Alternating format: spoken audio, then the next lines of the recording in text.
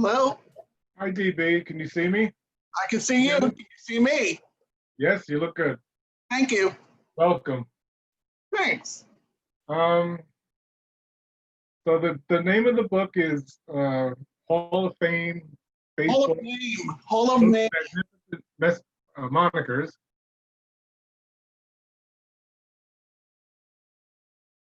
Yes, Hall of Name. Hall of Name, right.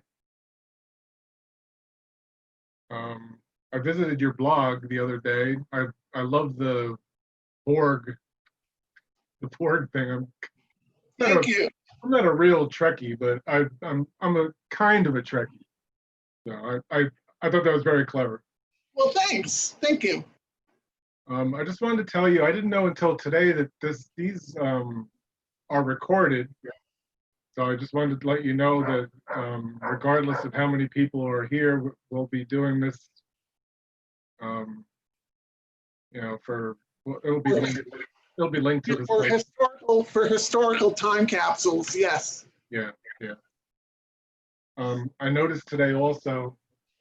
Excuse me. I also noticed today that I don't have you listed on a member link page on the website, so I'll take care of that tomorrow. Okay, thank you. I'll put your blog and your book on there. Thanks. I'm getting notices to admit people. I don't remember doing that last time. Well, there was supposedly a password, but no password was asked for. Yeah, it's kind of weird because since it's like I get a different password because I'm hosting. Right. And I have to sign on with this other email, and that's why I show up. I don't show up with my name. I show up as SABR Virtual. So Okay. I guess it doesn't matter. Nobody wants to hear what I have to say anyway. But what I'm going to do now is try and figure out how to make you a host. So just give me a minute. All right.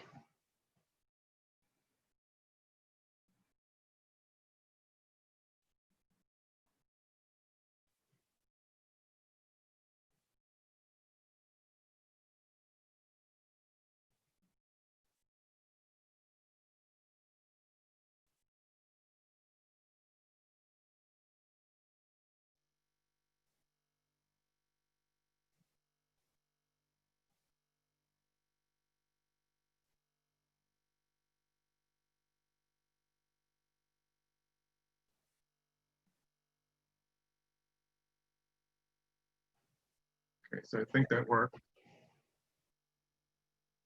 If you click on participants on the bottom of the screen, Yeah.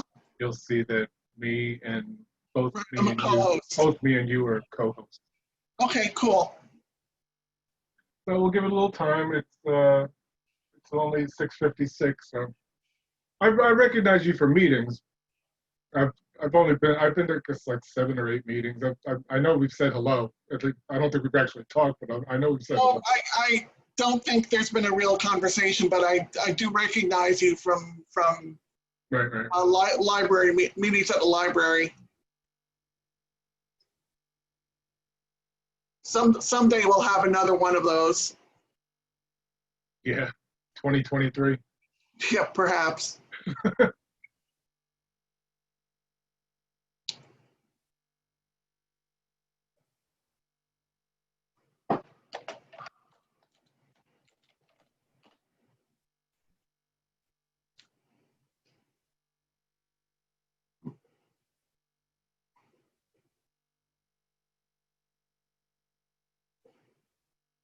Hi, DB.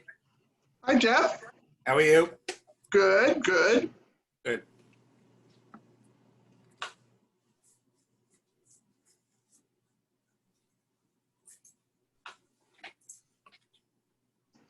How's the podcasting going? Doing good. Yours is going up there, getting more Nice. listens, which is great. Nice.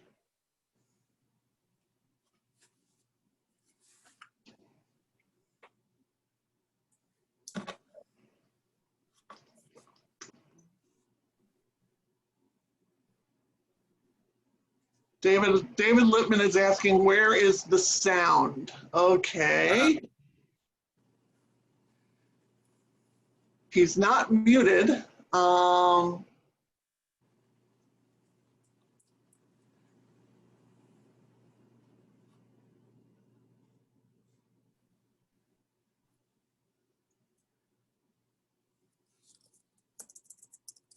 Yeah, I don't see him as muted either.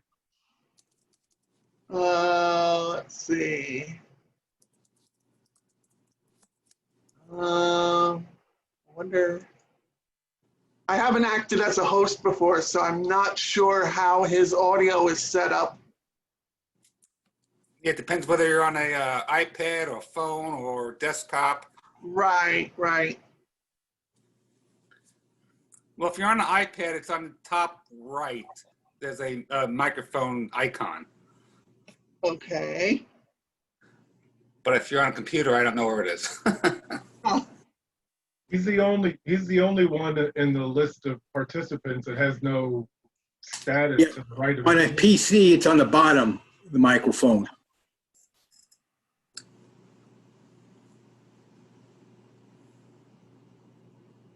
Right. On the bottom left, there's a mute and a Let's ask him what he's working on. Is it, are you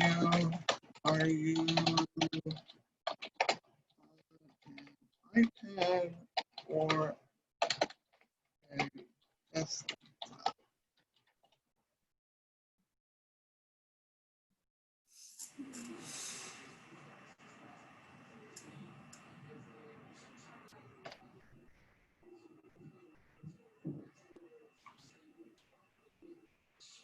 Desktop.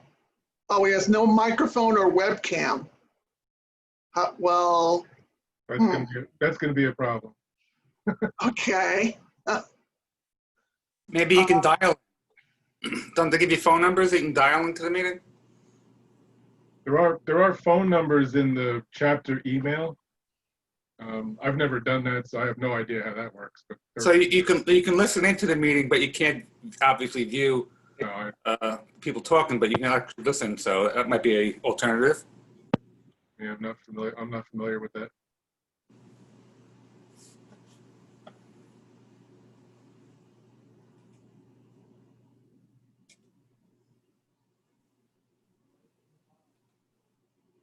All right, so it's 7 o'clock. We'll give it about 2 more minutes, see how many more people. I'm getting messages to admit people, so we'll give it a couple more. We'll give it a couple more minutes. Sure.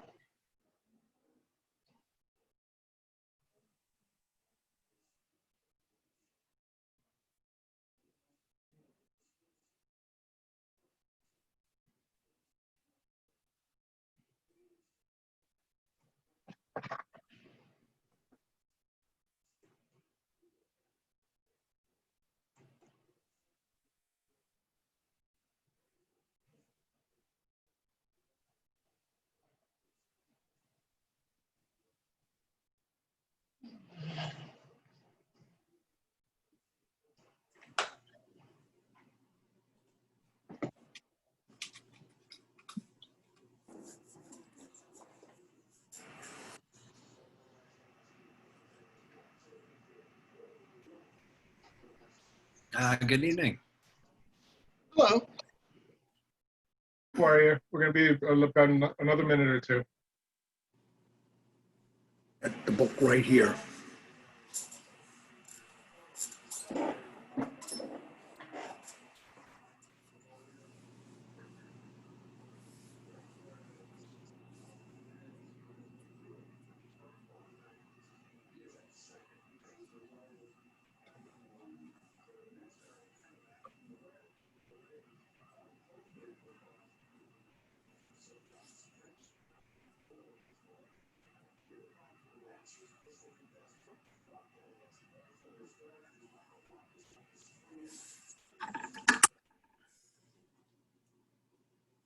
Okay, so I guess we'll get started. For those of you who don't know me, my name's Kevin Carter. I'm the website guy at the chapter website. I'd like to welcome DB Firstman. She's the author of Hall of Name, Baseball's Most Magnificent Monikers. And she also has a blog, Borg Replacement Brilliant. This meeting will be recorded. I just wanted to tell you all that.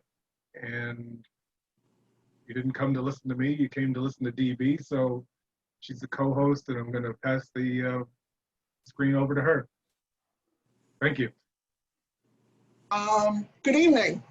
A bit about me first, in case you don't know me from chapter meetings, or this is your first introduction to me. I was born and raised in Jackson Heights, Queens, 10 minutes away from Shea Stadium.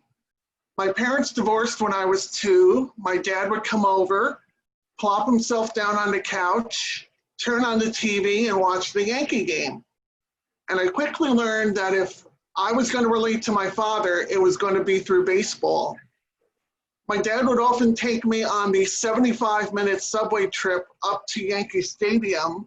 And when I asked my dad why we couldn't go see the Mets, because they were only 10 minutes away from my house, he looked at me like I had 3 heads. I went to St. John's and I studied athletic administration.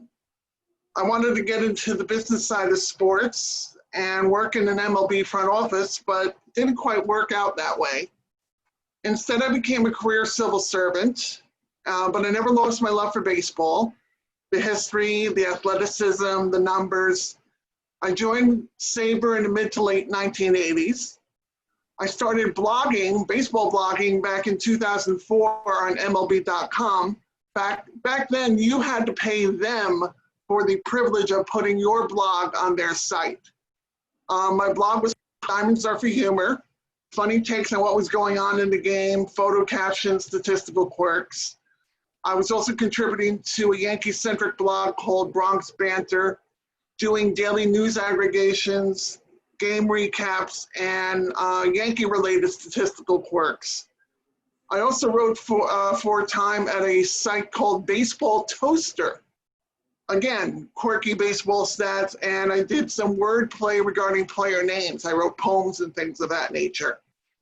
In 2011, I ditched that and I started my blog, Value Over Replacement Grit, otherwise known as the VORG, which was like Diamonds Are for Humor, but I branched out into include such things as baseball book reviews, song parodies, along with a quirky statistical analysis and figuring, one of the statistical analysis I like to do was figuring out if Jewish ball players performed better or worse on the Sabbath.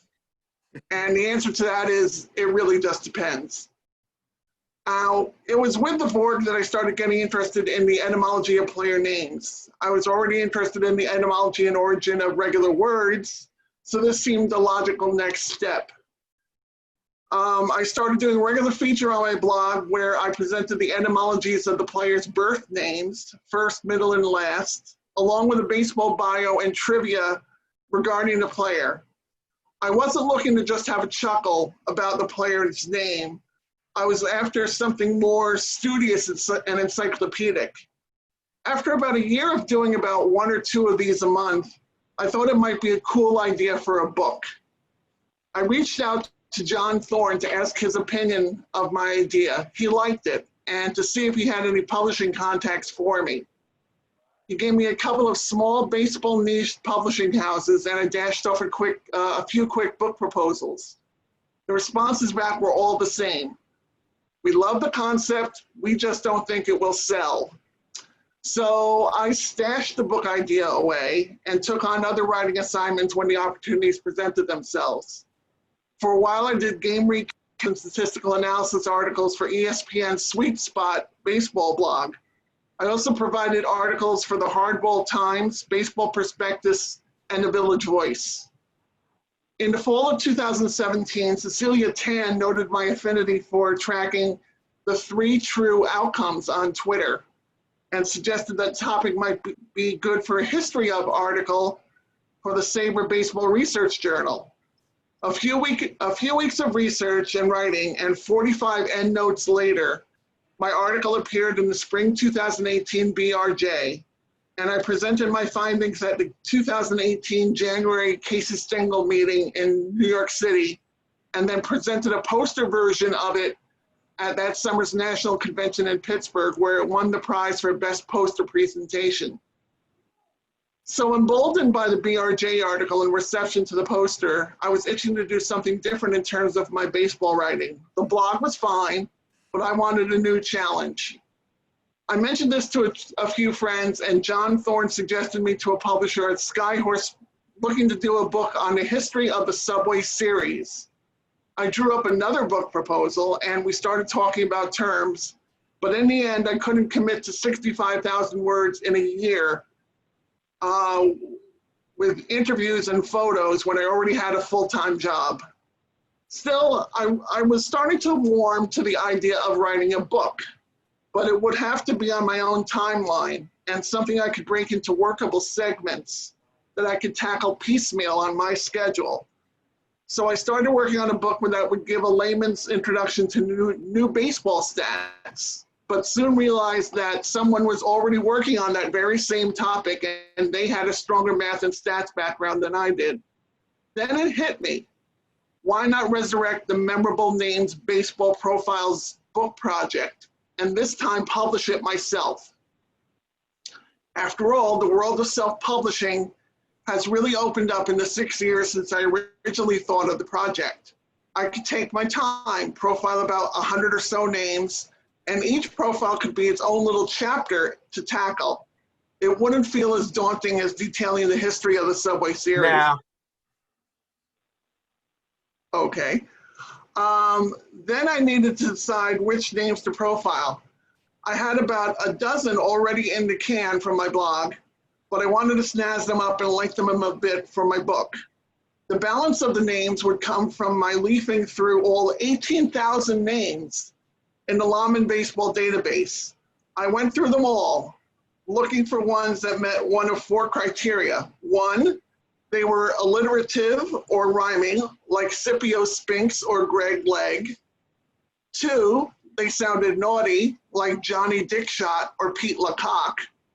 3, they were fun to say, the melodious ones like Shigetoshi Hasagawa or Van Lingle Mungo. And 4, everything else, or the ones where I couldn't figure out what his parents were thinking. To make sure I wasn't overlooking someone, I then went through Bruce Brown's list of double unique names, because that's a treasure trove of obscure and rare names. Once I had a preliminary list of names to consider, I had to go through each one and see if anything was written about them in various sources. I bought and consulted just about every baseball biographical profile encyclopedia available from McFarland or similar publishers. I also availed myself of the wonderful SABR Baseball Bio Project profiles. I also had to see if I could find the etymology of the player's name, given first, middle, and last. For that, I bought and consulted a 3-volume set entitled The Dictionary of American Family Names.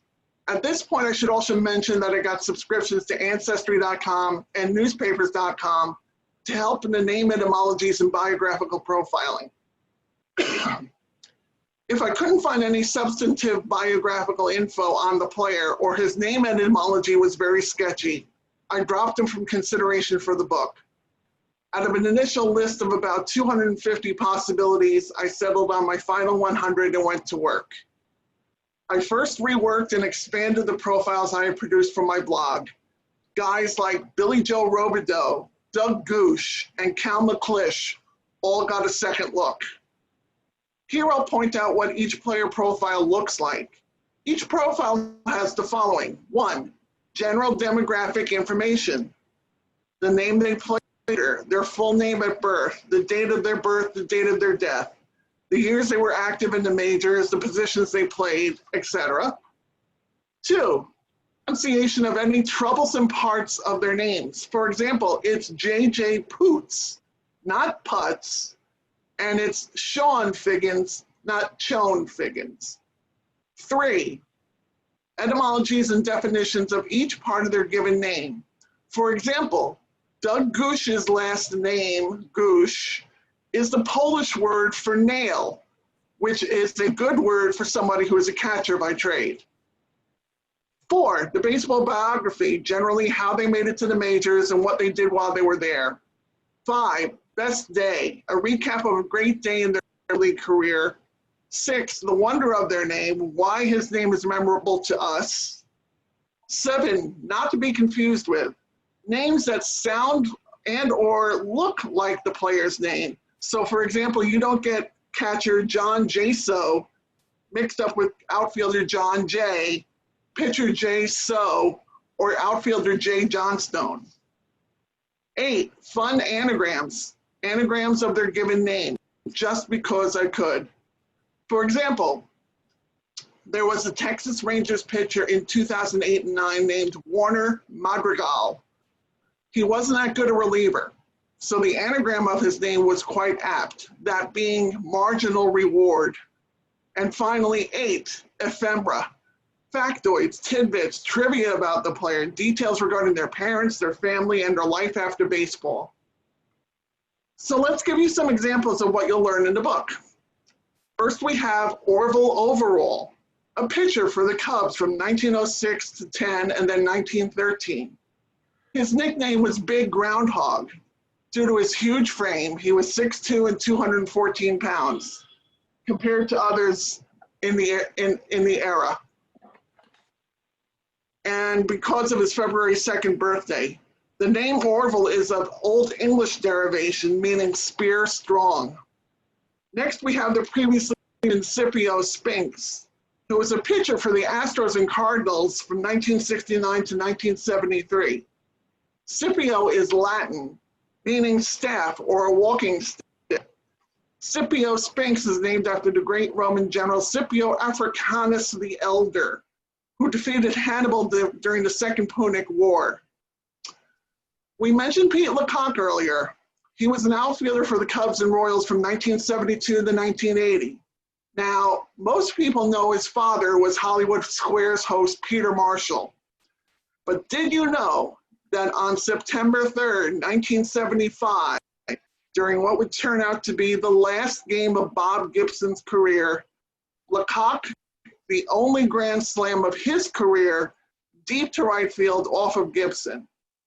Before he left the clubhouse that day, Gibson said, "When I give up a grand slam to Pete LeCoq, I knew it was time to quit." And he did. Some names don't have a reference book etymology. For example, Drungo Hazewood was a hot prospect for the Orioles in the early 1980s.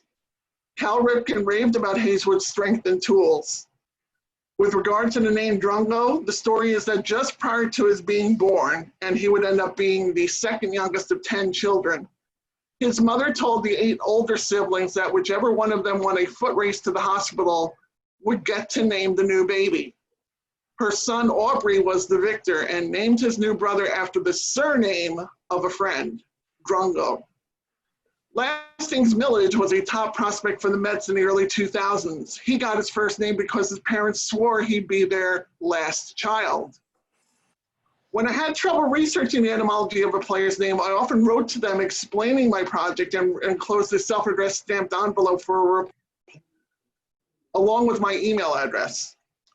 One such case involved the origin of the first name of Larvell Blanks, a middle infielder for the Braves and other teams in the 1970s. Using a list of baseball player addresses I bought from a fellow who maintains such lists, I wrote to Blanks in March of 2019. 7.5 months later, I received a self-addressed stamped envelope back. In the envelope, there was no note detailing his first name's origin. However, there was an autographed card of him. I was amused, but the writer and researcher in me was disappointed. While I was researching and writing the book, I started to recruit my team. I needed someone to write the foreword. Fortunately, I was friendly with Jason Stark, who I'd known on a useless information research basis for over a decade. Excuse me. Stark comes to me whenever he needs help figuring out if, for example, we've ever had a shorter surnamed pitching matchup then Dylan G. and Cliff Lee. That answer being no. Jason was happy to provide a forward, but I had to wait until after the 2019 World Series for him to get a chance to A, read my advanced copy, and B, write the forward. Now, even though the book probably wasn't going to be stocked in brick and mortar bookstores, I wanted the book cover to have a nice blurb. For that, I called on John Thorne, who graciously obliged with his usual elegant text. The idea for the cover itself came pretty quickly to me. I knew I wanted to play off the book title with a Hall of Fame type of building entrance and players I had written about entering the building. Unfortunately, my gift for words doesn't extend to the other arts. So I put a call out on Facebook and Twitter for a cover illustrator. I eventually heard from a UK-based illustrator named Tim Godden. Now, though he lived in Devon, England, he was a big American baseball fan, and some of his drawings and artwork were of current and former players. I was enamored of his artistic style. It was slightly cartoonish, but not overtly so.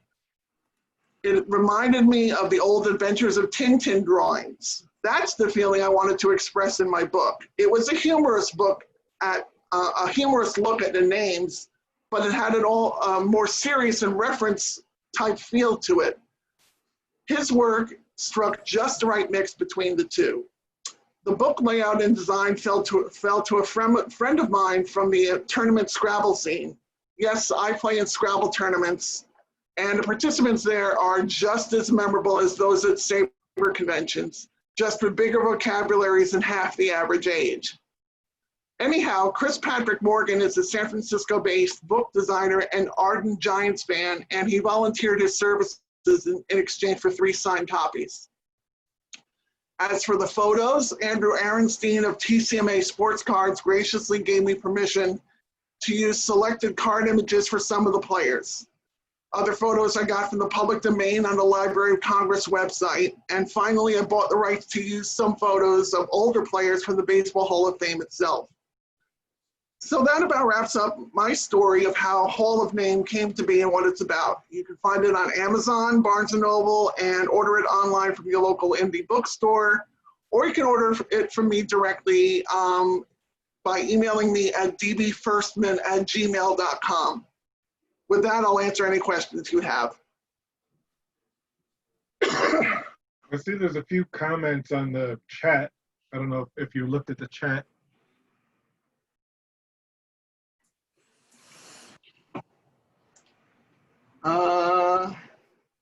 There's a couple of, there's David Littman writing about Toby Hara.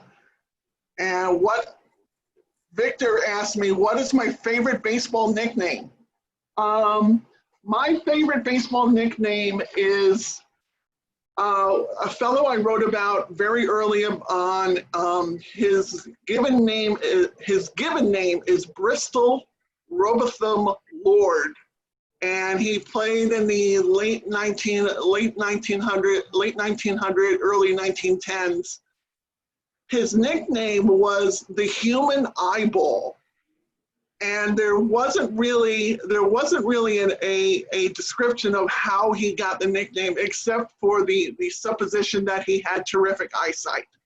But just the image, the mental image of a human eyeball, like with legs and arms, makes me chuckle. So that's my favorite nickname.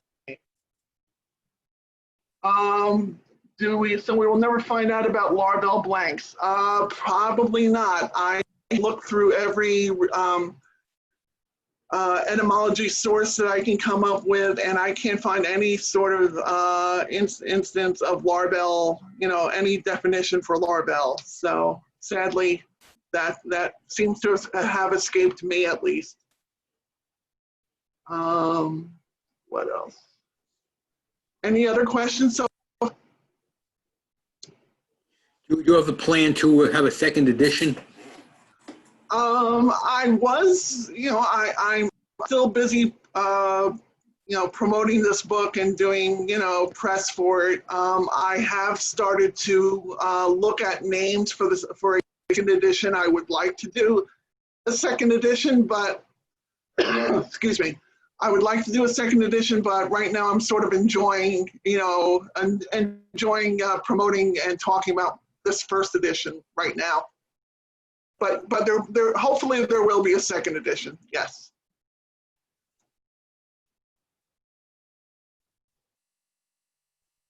Anybody book mentioned?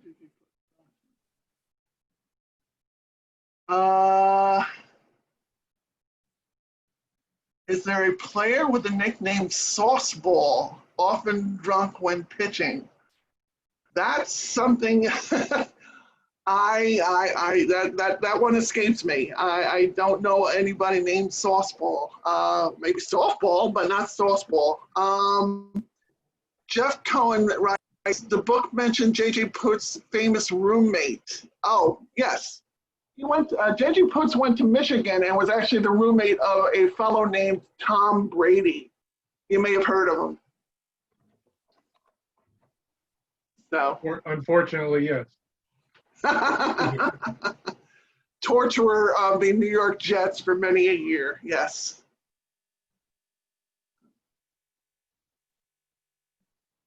So is it both nicknames and unusual names? Like I'm thinking like Choo Choo Coleman or Vinegar Ben. I tried to stay away. I really wanted to stay away from nicknames. First of all, there's already sort of an encyclopedia or dictionary of baseball nicknames out there. And I really wanted to focus on, sort of the parental intent. You're given a name by your parents. There's an intent involved in that, as opposed to just sort of happening upon a nickname. Like I didn't want to write about Blue Moon Odom or Catfish Hunter. I wanted to focus on names, and there's a ton of interesting given names out there. Is there a Mookie story? Is there a Mookie story? Well, which one, Betts or Wilson? Wow, Wilson, of course. Betts is becoming the more famous one by the day. I don't have a Mookie Wilson origin story, but I don't think that's his actual given name. So, Jeff, can you confirm that? His given name is William. Thank you. His sister couldn't pronounce milk, and he called him Mookie instead of milk, I think. Something like that.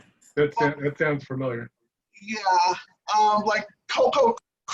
I mean, I did include some people who went by a nickname like Cocoa Crisp, but I wrote about Cocoa Crisp because his given name Covelli was pretty unusual also, and so I wrote about how he got from Covelli to Cocoa. Basically, his sister thought he looked like a cartoon character, Cocoa, from Cocoa Puffs. So there was that origin story, but I really wasn't trying to write about nicknames.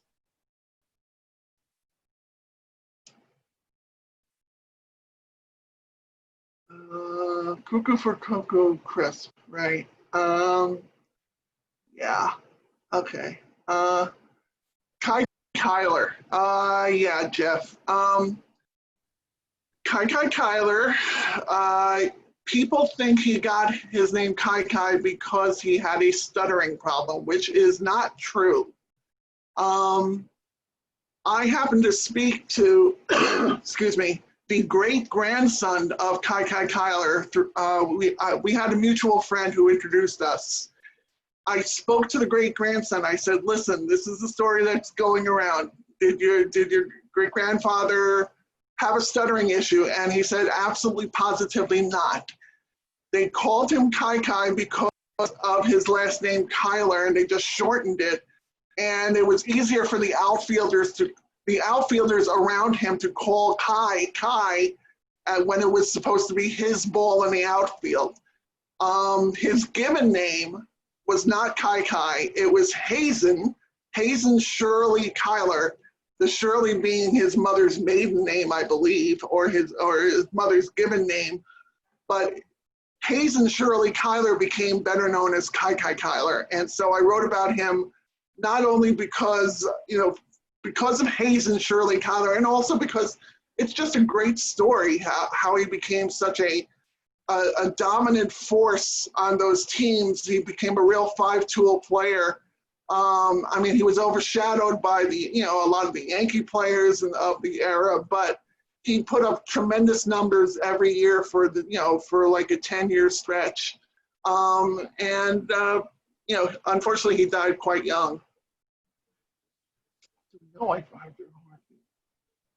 I do not know why Rogers Hornsby is Rogers Hornsby as opposed to Roger Hornsby. No, I don't know that one.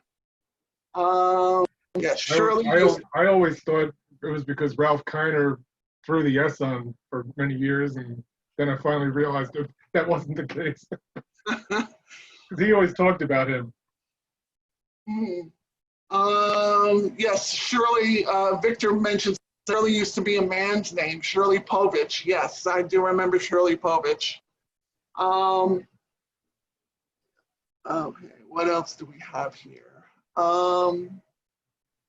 Other questions or comments?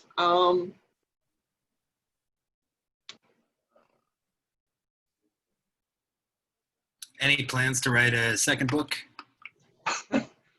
Yeah, as I mentioned too, I think Bruce asked the same sort of question. I do have a list of names that I want to write about. I've started to whittle them down and do some preliminary research, but right now I'm just sort of enjoying the first book because it's only been out for about 6 months. And, I have all the research material here that I need, but I'm really sort of just enjoying not having to worry about, okay, I have to look up this guy, or I have to, do this bit of research. I want to enjoy this book because, it's one of the highlights of my writing career, I would think. I finally wrote a book, which seems to me like it's a nice feather in my writing cap. It was a long-term goal of mine to do this. So I'm enjoying it for what it's worth right now. Thank you, David. Ed Head. Jeff, what would you like me to say about Ed Head? You can unmute yourself.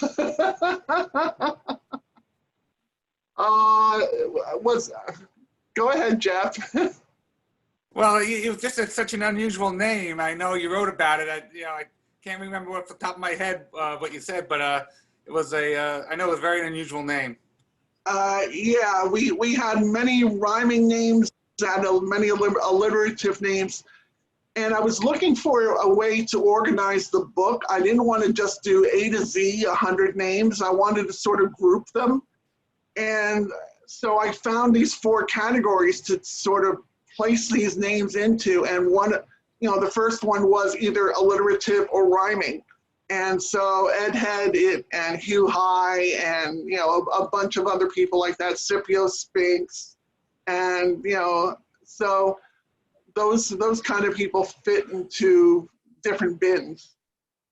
Also, if you can talk about Boof Bonza, since I know that wasn't his given name.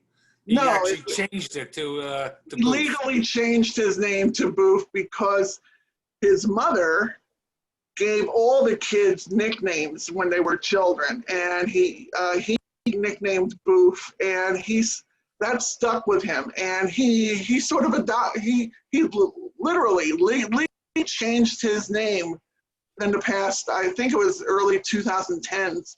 Legally changed his name to which is terrific if you remember the old Batman TV series of the 60s and the sound effects which get put up on the screen, and Boof happens to be one of the names, which I think is quite nice. And Boof is just a wonderful character, and he's the first one I write about in the book.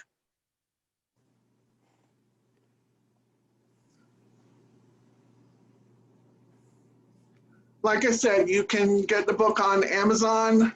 You can get the book at barnesandnoble.com. You can order at an independent bookstore. or if you want a signed copy from me, you can PayPal me $20, which covers the book postage. Hey, Bruce, yeah. $20 PayPal to dbfirstman@gmail.com, and I will mail you and include your mailing address. I will mail you a autographed copy of the book and inscribe it however you would like me to inscribe it. And I will tell you that the book has done very well on Amazon. It's got 36 5-star ratings, which is, you know, I'm a little bit shocked. I'm pleasantly shocked at that. And for a first-time self-published book, it's sold over 525 copies so far. So I'm pretty happy with that, you know, which, you know, is really not bad for not having a publishing house behind me. And, you know, so I'm really happy for any sort of support, you know, whether it's just a comment or an email or, you know, going out on the book. That would be great. So. Well, I can tell you, everybody, it's a real fun read. It was very, very interesting. Love the anagram. Love the the best day of all these players. It was just a terrific book. Thank you, Jeff. There is a comment from Victor about Moose Scalron. All right, yeah. Because he looked like Benito Mussolini. Okay. It was before Bullwinkle, wasn't it? Right. So. What else do we have here? I'm looking through the comments here. Ex-Bishop, Camera Eye. Yeah. The Only Nolan. David Lippman asked about The Only Nolan, and there are differing stories about. The Only Nolan was a eccentric pitcher of the late 19th century, and there are conflicting stories about how or why he was called the Only Nolan. And one of the stories is basically that the ownership of the team he was pitching for wanted to drum up business, wanted to drum up ticket sales to come see him pitch. And they sort of promoted him as almost like a circus freak or a circus attraction. Come see the Only Nolan, the world's greatest pitcher. And that's one of the stories that is of his name. The other is just that he himself was very full of himself and basically wanted to be referred to as the Only Nolan, that he was the main pitcher on his team, and you know the game hung on his arm, you know. So that's the Only Nolan story. John Thorne has a write-up on the origin story of the Only Nolan, which is quite good.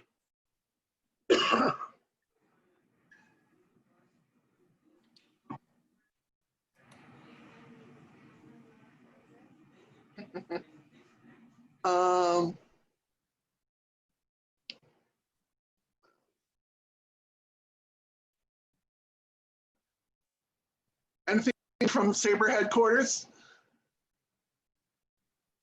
Sorry, what'd you say? Anything else from your neck of the woods? No, I'm chapter related. I just happened to these are hosted on the SABR national site.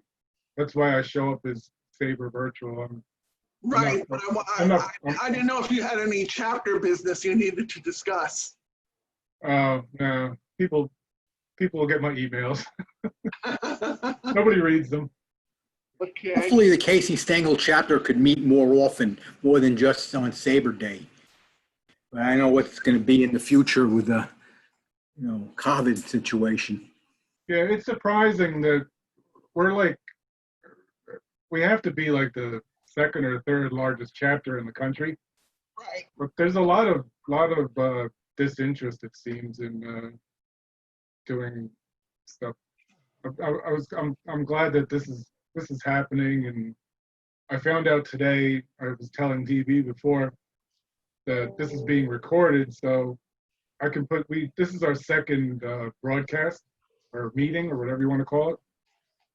So I can put these on our website, and maybe it'll get more interest, and as things spiral, maybe we can have 50 people meeting or 100 people meeting or whatever. But we'll see what happens. It's all pretty new to us, so.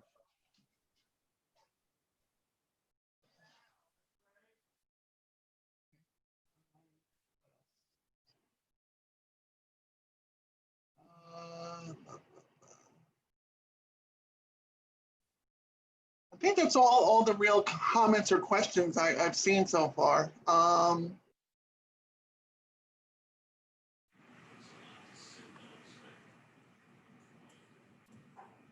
Should we go watch the Yankees and Mets? I think so. That sounds good. Mets losing. Let's all give DB a golf clap, and thank you very much. It was great. You're And welcome. Have a good night. Stay safe, stay healthy, and I'll keep people posted on volume 2 of Hall of Name. sounds great. Thanks to everybody. Thank you. Hey. Bye-bye. Good night.